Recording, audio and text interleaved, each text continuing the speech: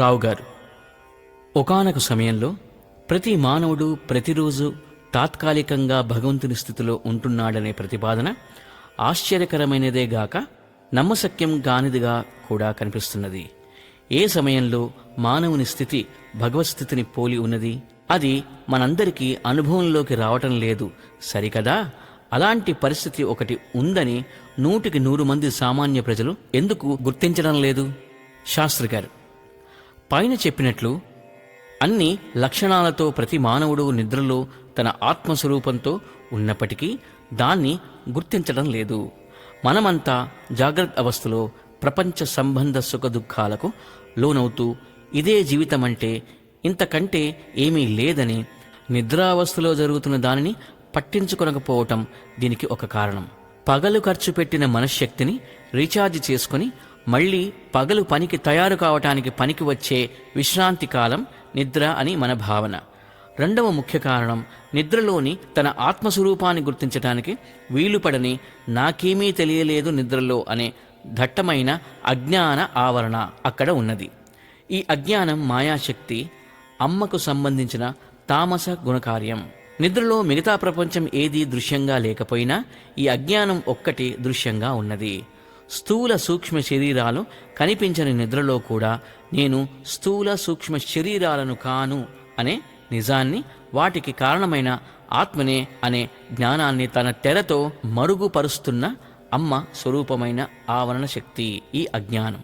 యాదేవి సర్వభూతేషు నిద్రారూపేణ సంస్థిత.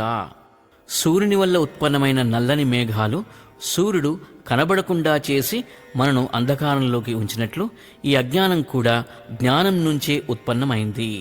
దీన్నే అవిద్య అని కూడా అంటాము. అవిద్య స్వరూపతః చిన్మాత్ర స్వరూపమే. వేరుగా ప్రత్యేక స్వరూపంగాని ఉనికిగాని లేదు దీనికి. కాని నిద్రలోని జ్ఞాన స్వరూపాన్ని కప్పివేసి నిద్రలో మనం ఆత్మస్వరూపంగానే ఉన్నామనే విషయాన్ని మేలుకొన్న సమయంలో మనకు తెలియనివ్వడం లేదు. తెలియనివ్వకపోగా స్థూల సూక్ష్మ శరీరాలు నేననే మిథ్యాజ్ఞానాన్ని మెలకువలో మనకు కలిగిస్తున్నది. ఇలా మన స్వరూపం కాని స్థూల సూక్ష్మ శరీరాది లేనిపోని పదార్థాలను మన స్వరూపంగా కనిపింపజేయు శక్తిని విక్షేప శక్తి అంటాము. That is dispersive strategy. తెల్లని సూర్యకాంతిని ప్రిజం ద్వారా పంపిస్తే విబ్జియార్ రంగులు గల విజిబుల్ స్పెక్ట్రంగా విక్షేపం పొందినట్లు ఈ 2 శక్తుల కారణంగానే నిద్రలో ఏకరూపంగా ఉన్న ఉనికి జ్ఞాన సుఖాలు స్వప్న జాగ్రత్తలలో అనేకంగా విభాజ్యమై మనకు స్వప్న జాగ్రత్త దృశ్యాలను కనిపింపచేస్తున్నాయి. ఈ అవిభాజ్య 100% ఉనికి జ్ఞాన సుఖాలనే మనం ప్రజ్ఞానం అని, అదే ఆత్మ అని లేక బ్రహ్మము అని, ఈ ఆత్మయే నేననే పదానికి నిజమైన నిర్వచనమని చూశాం. మిథ్యారూపమైన అవిద్యకు మూలము విద్య లేదా జ్ఞానము లేకుండుటయే. తెలుసుకొనకుండుట అసంభావన, తప్పుగా తెలుసుకొనుట విపరీత భావన, అదా ఇదా అనే సంశయ భావన, ఈ విధంగా ఉండవచ్చనే సంభావన, ఈ విధంగా ఉండజాలదనే అసంభావన మొదలగువన్నీ అవిద్యకు ఇతర రూపాలు. అవిద్యకు ఏ కారణమూ లేదు. అంతఃకరణ ధర్మాలలో ప్రధానమైనది ఇది. దీనివల్లనే మనం ఆత్మస్వరూపులమని తెలియలేకున్నాము. ఇతరాలైన అనేకమైన నేనులే ఆత్మ అనుకొని గందరగోళ స్థితిలో పడుతున్నాము. ఈ అజ్ఞానాన్నే మనకు కారణశరీరంగా చెప్పుకున్నాం. నిద్రలో సూక్ష్మ స్థూల శరీరాలు లేవు, కారణ శరీరం పోలేదు. కాబట్టే నిద్రలో మాయమైన స్థూల సూక్ష్మ శరీరాలు, వాటికి సంబంధించిన జాగ్రత్త స్వప్న జగత్తులు ప్రతిరోజు అవస్థలు మారుతున్నా మనకు మళ్లీ మళ్లీ వస్తున్నాయి. మెలకువలో ఉండగా మనకు చిత్తవాసనలు, వాటి స్మృతి వల్ల పుట్టే మనస్సులోని ఆలోచనలు నశించలేదు.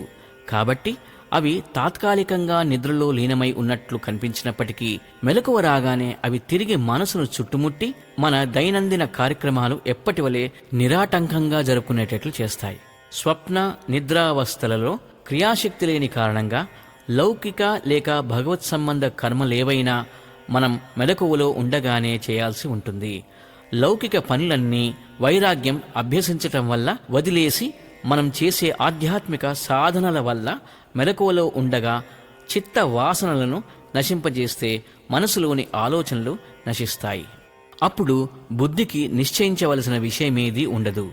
మనోబుద్ధులు రెండూ లేక నేను స్థూల శరీరాన్ని లేక సూక్ష్మ శరీరాన్ని అని చెప్పగలిగిన నేను అనే అహంకారం నశిస్తుంది. దీనితో అంతఃకరణ నశిస్తుంది. మెలకువలో ఉండగా ఇలాంటి అమనస్క స్థితిని సాధిస్తే కారణ శరీరము దానితో పాటు అంతఃకరణ ధర్మమైన అజ్ఞానం నశిస్తుంది.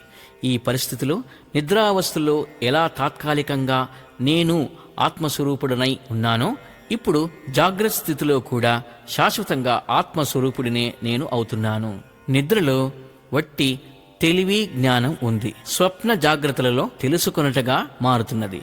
దీన్ని ఇతర దృశ్యాలతో సంగం లేక బంధం అంటాము.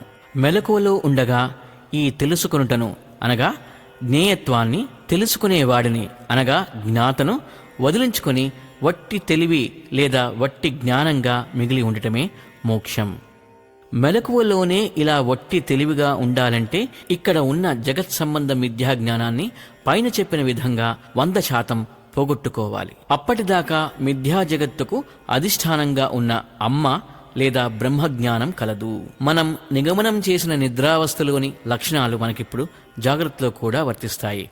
అంటే మెలకువలో ఉండగానే 100% ఉనికి జ్ఞాన సుఖాలు, 100% ఇచ్ఛా జ్ఞాన శక్తులతో విరాజిల్లే ఆత్మస్వరూపుడను నేను. ఇవే లక్షణాలు మనం బ్రహ్మమునకు కూడా చెప్పుకున్నాం. కాబట్టి స్వాత్మస్వరూపుడైన నేనే బ్రహ్మస్వరూపుడను. అహం బ్రహ్మాస్మి. జాగ్రత్తలో ఉండగానే గాఢ నిద్రాస్థితి, దీన్ని యోగ పరిభాషలో నిర్వికల్ప సమాధి అంటారు. ఈ సమాధి స్థిరపడితే సహజ సమాధి. అజ్ఞానం నశించి నేనాత్మస్వరూపుడనే అనే అనుభవ జ్ఞానం ఒకసారి లభిస్తే ఇది స్థిరపడకపోతే మరపు సంభవించవచ్చు గాని తిరిగి ఎప్పుడు అజ్ఞాన స్థితిలోకి జారిపోయే స్థితి రాదు. ఇలాంటి ఉత్తమోత్తమ స్థితిలోని యోగి సమ్యక్దర్శి, నిర్నిద్రుడు, నిద్రాస్థితి లేనివాడు, సదోదితుడు, ఎల్లప్పుడూ మేలుకొనియున్నవాడు. మరికొంత వివరముగా మనము వచ్చే ఎపిసోడ్లో ఈ విషయాల గురించి మాట్లాడుకుందాం.